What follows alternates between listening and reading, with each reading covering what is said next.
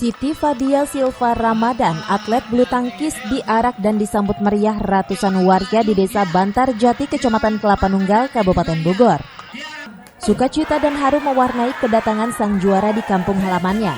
Putri pertama dari pasangan Asep Saputra dan Sri Sunarti ini sangat senang dan tidak menyangka anaknya bisa mendapatkan medali emas dalam pertandingan bergengsi tersebut. Karena di pertandingan SEA Games merupakan awal dirinya berkarir di level senior.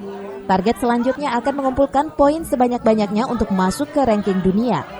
Jadi saya juga tidak menyangka bahwa mereka akan mendapat medali emas, tapi ya memang dalam hati saya pesan sama Pak Dia walaupun via telepon karena waktu kita nggak boleh ketemu, hanya Pak Teh, karena kita orang Sunda ya Teh, semangat ya Teh, mudah-mudahan Teh dapat medali emas, mudah-mudahan. Dan alhamdulillah doa saya dan keluarga istri dan keluarga dapat medali emas di perorangannya. Perasaan bukan senang emas. Kalau diceritain ini, kalau mungkin hati saya kalau kelihatan bisa diri ini nggak ada apa, sebenarnya saya nggak ada ujungnya lah gitu. Rasanya pasti bangga, senang, tapi ini jangan cepat puas, ini baru awal. Target selanjutnya apa nih, Dek?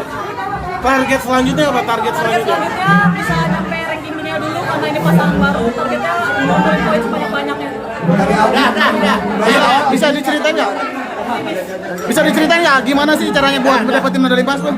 Ya kerja keras, pastinya latihannya sering-sering. Komunikasi dari pelatih. Ya udah, ya kasihan ya.